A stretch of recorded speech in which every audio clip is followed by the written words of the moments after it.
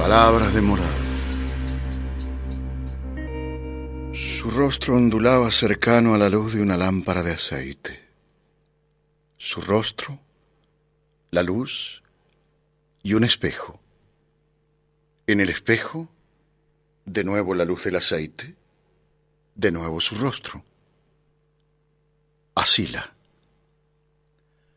Asila se miraba con firmeza.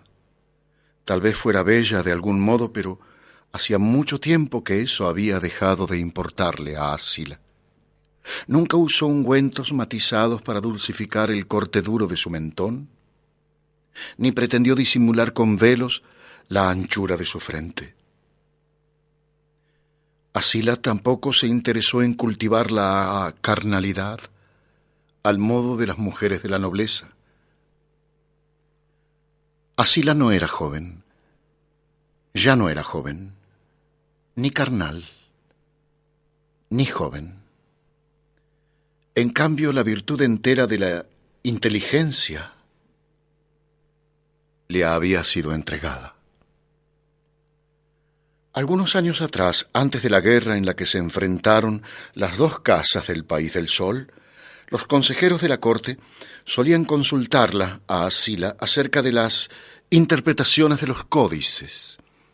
Los eruditos demoraban mucho más de lo aceptable en resolver las paradojas numéricas que ella ideaba, y los mejores jugadores de yokoi la buscaban como adversario a Asila. Cuando Misáyanes y su mandato de oscuridad estaban lejos del continente, los nobles de la Ciudad del Sol medían su grandeza en un juego de posiciones y hegemonía. El juego del yokoi repetía sobre los tableros el complejo entramado de aquel reino. La capacidad para anticipar las consecuencias finales de un movimiento, la audacia de declinar posiciones a la espera de recuperarlas con ganancia y la paciencia para permanecer días y noches con las manos cruzadas bajo la barbilla eran algunas de las cualidades que debían poseer los jugadores del yokoi. Ser hábil en el juego del yokoi significaba tener aptitud de mando. Por esa causa los niños de la nobleza eran aleccionados desde pequeños, y todos los que ocupaban altas posiciones se obsesionaban por contarse entre los jugadores favoritos del juego del yokoi. Y sin embargo Asila fue capaz de vencer a hombres entrenados por años para ser los mejores. Asila, prima de alto rango del príncipe Hokyu, ahora estaba sentada frente a un espejo trizado. Se pasó la lengua por la palma de la mano, se pasó la mano por el rostro, pero la suciedad apenas se resintió. Ella, igual que otros, había logrado permanecer en su palacio después del final de la guerra. Todas las catástrofes tienen rincones a salvo, y hasta los invasores más brutales suelen dejar puertas sin abrir. Así, las hordas que Misáyanes había enviado para arrasar las tierras fértiles pasaron junto a una mata de flores sin rozarla. Igual que las flores a un lado del camino, Asila fue olvidada en un palacio vacío, donde dormir era tan difícil como despertar. Por los huecos de las ventanas mal tapadas con telas, Asila escuchaba las voces de los extranjeros que se habían adueñado de la Ciudad del Sol el día que Molismos ocupó el trono por un pacto con Misáyanes. Sonrió con amargura recordando cuánto le había costado nombrarlos por primera vez. Cierto que ella se demoraba en pronunciar y repetía sonidos. Sin embargo, nunca como entonces se le atascaron las sílabas en la boca. Lo intentó toda una noche. Se lastimó la lengua entre los dientes. Sacudió la cabeza hacia abajo golpeándose la nuca como si los sonidos fueran guijarros en su garganta. Pero tardó tanto en lograrlo que, cuando dijo siderecios, Cuando alcanzó a decir la palabra siderecios, cuando por fin pudo nombrar a los siderecios estaban derribando las puertas de su palacio.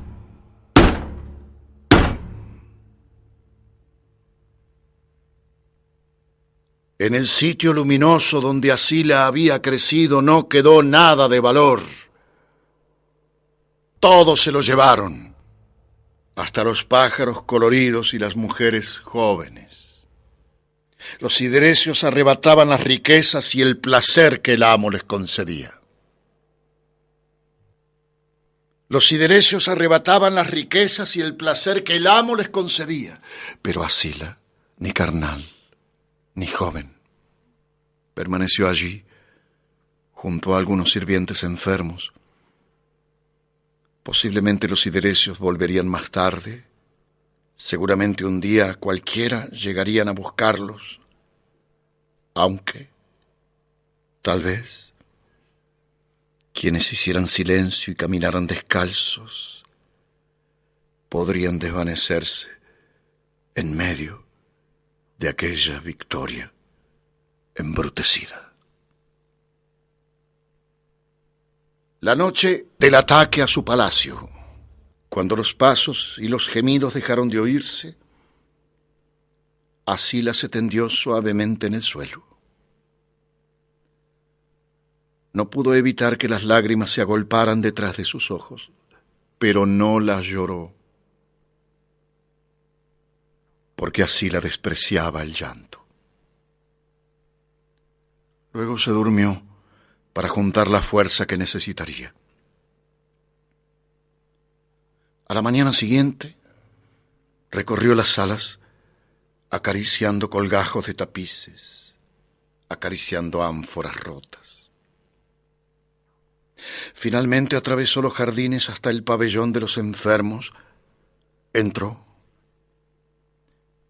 miró a sus sirvientes uno a uno sin indulgencia. Entonces les ordenó ponerse de pie, con fiebre y con inflamaciones, de pie.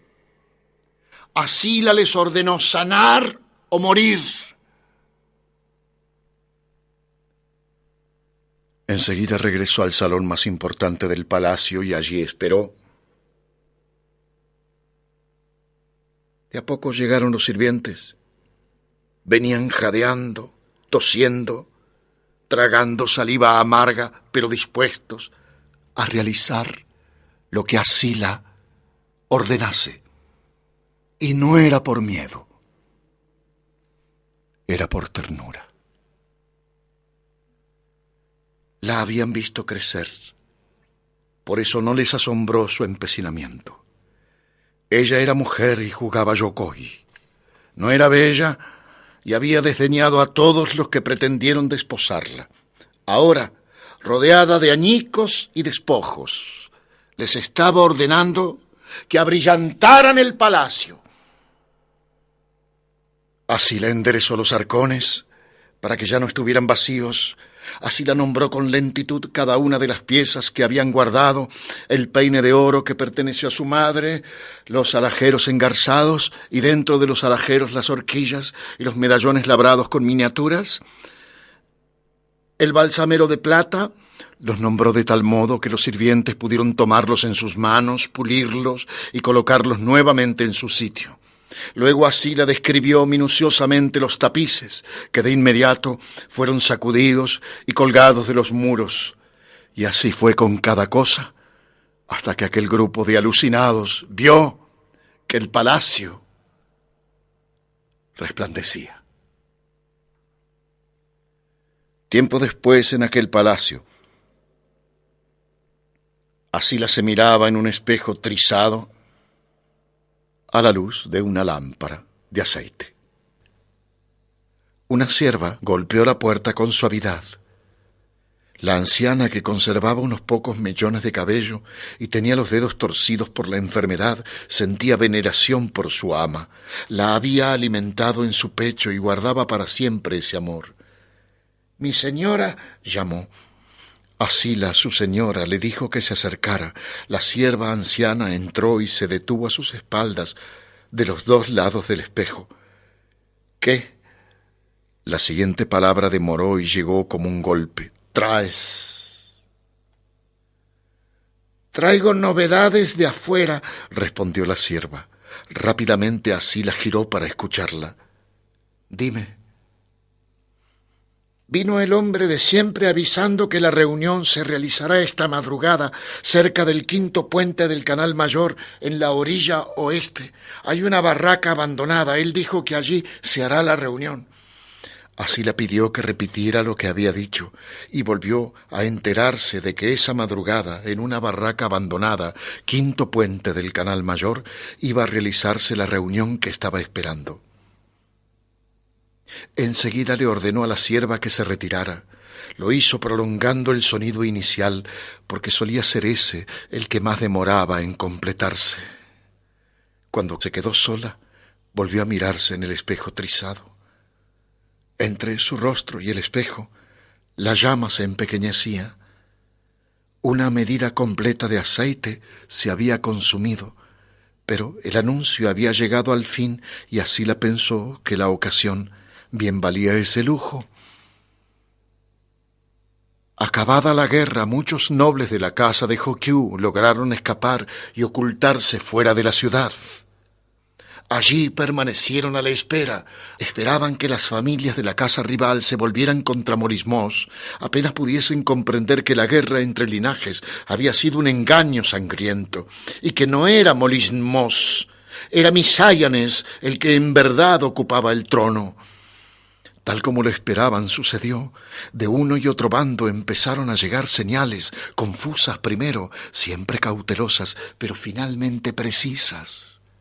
Las casas del país de los señores del sol no iban a inclinarse ante el poder del odio eterno, no iban a inclinarse ante los siderecios, y aunque jamás los nobles olvidaron sus propias aspiraciones, ni dejaron de vanagloriarse de sus escudos, la alianza se hizo firme. Había nacido la resistencia contra Misáyanes en el sitio donde los siderecios eran poderosos, y nuevamente los jugadores de Yokoi convocaron a Asila. Era imprescindible que las mentes más brillantes se aliaran entre ellas y con el cielo para concebir un juego definitivo, una partida de trazos cautelosos que no pudiesen ser advertidos ni por el discernimiento de Morismos ni por las pupilas de Misáyanes. Los conspiradores no se reunían nunca en el mismo sitio. Aquella madrugada sería en el quinto puente, orilla oeste, Canal Mayor. El día en que los siderecios arrasaron su palacio y su vida entera, Asila tomó una determinación, se aferró a ella y sobrevivió silenciosa entre las ruinas de su pasado. Esperó en la bruma, esperó lo necesario, repitiéndose siempre lo mismo. Nadie vence porque sí, vence el que es mejor, por eso vence. Lo decía en pedazos, pero lo pensaba intacto. Vence el que es mejor, por eso vence. Nadie vence porque sí, vence el que es mejor, por eso vence. El llamado a participar en aquella partida de Yokoi la tomó por sorpresa. Nunca imaginó así la tanta estima por parte de los hombres eruditos del país del sol, y aceptó sin demoras, sabiendo que sus propósitos se fortalecían. Los conspiradores le acortaban en mucho el camino que había emprendido sola. Pensando en eso, Asila fijó los ojos en el objeto que estaba frente a ella, envuelto en una tela de lana áspera. Lo desenvolvió con anhelo. Allí esperaba su corona. No la que tenía asignada por tradición familiar y que los siderecios se llevaron, no, sino la corona que ella misma había labrado por las noches a la luz mortecina del aceite y que adornó luego con trozos de cristales rotos y cuentas de collares que se habían deshilvanado en la violencia del saqueo. Asila la colocó sobre su cabeza y se miró con detenimiento el rostro anguloso. Amaba a esa mujer que estaba frente a ella, la amaba en su sequedad de gracias femeninas, la amaba en el vello excesivo de sus brazos. Estuvo así un buen rato, perdida en sus sueños, con la corona puesta sobre su cabeza, mirándose. Después se quitó la corona y la regresó a su sitio, envuelta en harapos.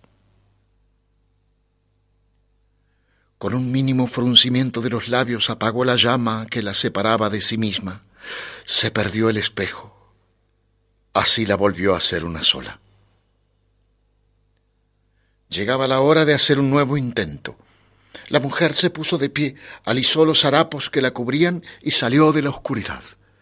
Caminó con los ojos puestos en las piedras de la calle, en parte para evitar ser reconocida por quienes no debían saber que ella marchaba hacia el Palacio de Mando, en parte por no ver los despojos de la maravillosa Ciudad del Sol. Pero a su pesar, los despojos también podían olerse. Así la recordó los poemas antiguos. Decían que la sangre de la nobleza del Valle Dorado olía a flores de romero. Entonces se mordió el labio hasta lastimarlo. Cuando tuvo sangre, Asila se untó un poco bajo la nariz y aspiró profundo. Así era en verdad, como flores de romero. Asila tenía el tiempo justo para llegar al diario ritual de saludar al sol poniente, único momento en el que, si tenía suerte, podía hacerse oír por Molismos. Debilitados por la gran derrota del desierto, abandonados de la guía de Drimus y sin tener todavía un nuevo mando capaz de tomar las decisiones incomprensibles pero definitivas que tomaba el doctrinador, los jefes sideresios debían mantener ciertas consideraciones con Molismos. Por eso permitían realizar la ceremonia en que el príncipe gobernante le pedía al sol que regresara al día siguiente. Todos los príncipes del país del sol celebraron el ritual de idéntica manera y con las mismas palabras. Cada atardecer el príncipe aparecía en la explanada del palacio, suntuosamente vestido y enjollado. Con los brazos extendidos y la cabeza hacia el cielo, recitaba una plegaria inmemorial que parecía venir de los labios del primer hombre que vio atardecer y temió que la luz no regresara. Luego el príncipe gobernante arrojaba panes de maíz como muestra de generosidad. Siempre el pueblo del sol se había reunido para presenciar la ceremonia. Antes los hombres y las mujeres se esforzaban por conseguir uno de aquellos panes porque era señal de grandes provechos para quien lo lograba. Entonces el de buena suerte cortaba el pan en pequeños trozos y lo repartía entre los que estaban cerca. Por los días del gobierno de Molismos, los hambrientos estiraban sus manos temblorosas y débiles, y aquel que se apoderaba de un pan lo defendía con crueldad de quienes intentaban arrebatárselo. Asila debía conseguir que su voz entrecortada ascendiera entre tantas voces hambrientas. Era necesario, por eso, determinar con inteligencia qué palabra decir. Una palabra que a Molismos no pudiera pasarle inadvertida. Una palabra, Asila. Ya en 2 ocasiones había fracasado.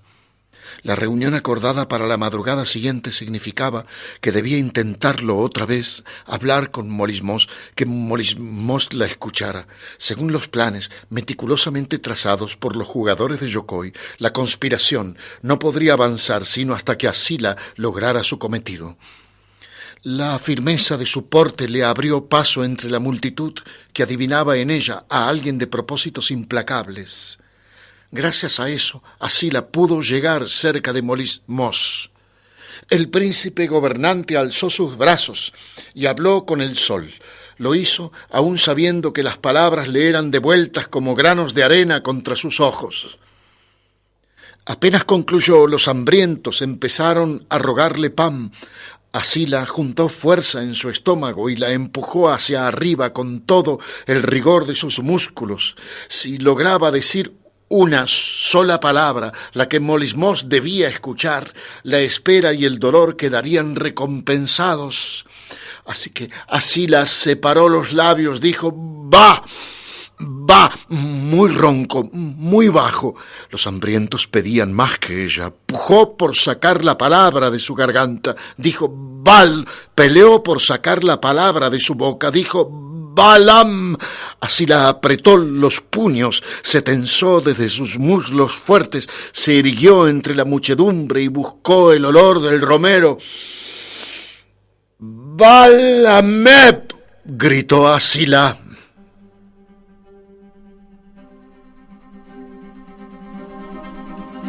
«Balameb, Balameb, Balameb». Nadie vio palidecer a Molismos. Ella sí. Nadie comprendió por qué de inmediato un soldado de la guardia del príncipe vino a buscarla. Ella sí. Había logrado su primer propósito.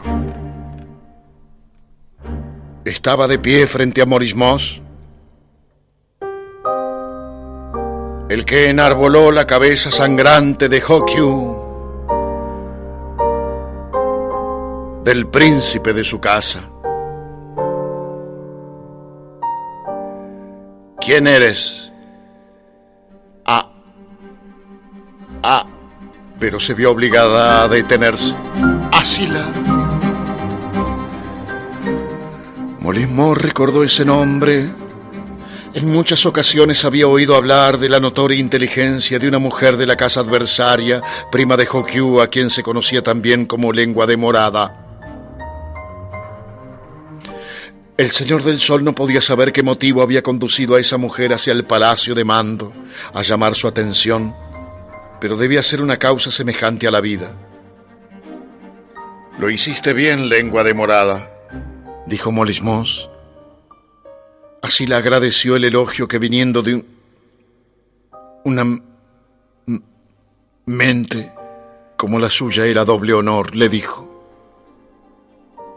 «Debería ordenar tu destino ahora mismo, ¿lo sabes?». Ella sintió.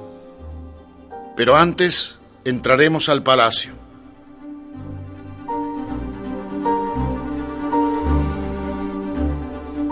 Mientras caminaba hacia las habitaciones privadas, separado de Asila por sus soldados de custodia, Molismos iba pensando que eran muy pocos los que por esos días sabían algo acerca del códice Balamed.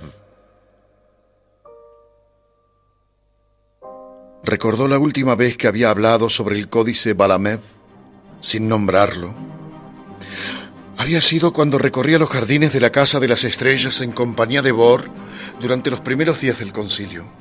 También recordó que justo entonces habían encontrado a Naquín de los Búhos jugando con Elec. Los dos jóvenes competían en imitar el canto de las aves que habitaban en el estanque. No era momento para esos recuerdos.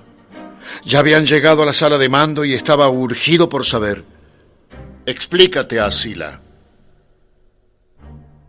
La mujer no pudo evitar recorrer con la mirada el lugar que había conocido durante su niñez. Enseguida el malestar de Molismos se hizo evidente. Asila tenía que dar cuenta de su atrevimiento. «Habla. Habla de una vez». Y Asila dijo lo que debía decir. Le dijo que esa misma madrugada, cerca del quinto puente del Canal Mayor y en una barraca abandonada, nobles de las dos casas iban a reunirse para comenzar una conspiración en su contra. Dijo también que ella había sido convocada para participar del alzamiento. El primer objetivo de la conspiración era Molismos y luego el ejército de Misáyanes. Molismos la escuchó en silencio hasta el final, y tal como ella lo había hecho con su sierva, él pidió que repitiera todo, detalle por detalle.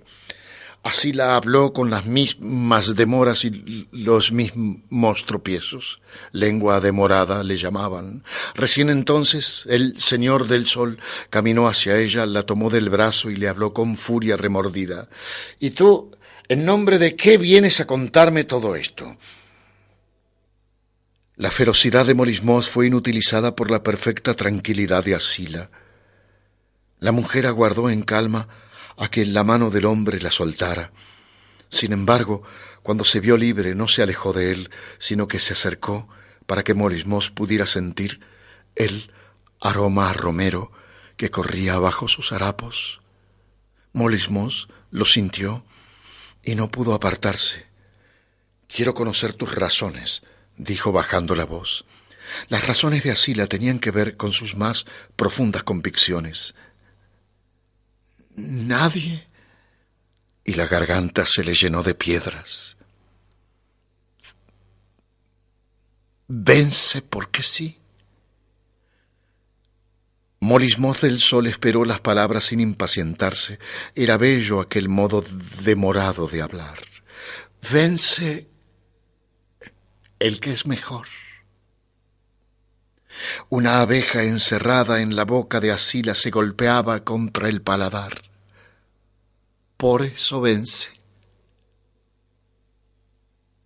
Morismos estaba empezando a entender, pero quiso saber más, porque tanto como conocer las verdaderas intenciones que la mujer traía, quería deleitarse con la cadencia entrecortada de la pronunciación de Asila.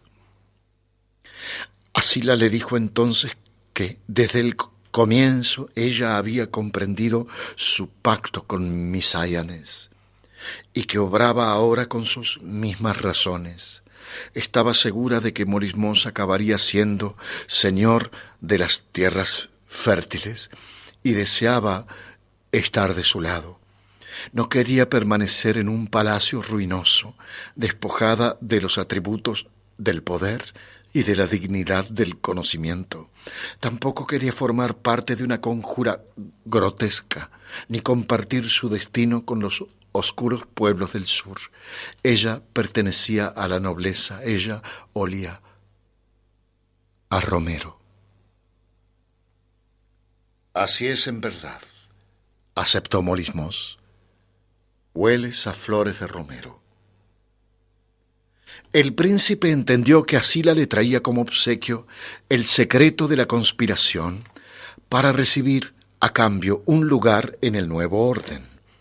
Años atrás él había tomado un camino semejante y recordaba el dolor de los primeros pasos. El señor del sol giró para señalar un tablero de yokoi. Las piezas de oro y jade se alineaban en sus lugares dispuestas para el juego. ¿Aceptas un desafío?, preguntó. Asila no respondió de inmediato. También eso fue valorado por el príncipe. ¿Y bien? Acepto. Los contrincantes se sentaron frente a frente y lejos de las horas. Jugaron en completo silencio, pensando con cuidado cada movimiento. Cuando cantó el último pájaro de la noche, Morismos ganó la partida. Habría sido la primera derrota de mi vida, dijo Morismos estirándose hacia atrás. Asila volvió a sonreír y respondió que se alegraba de no haber sido ella quien inaugurara esa pena. Morismos se inclinó hacia adelante para tomar a la mujer por la nuca. La atrajo hacia él. «Vamos al quinto puente», le dijo, «y ay de ti si en algo mentiste».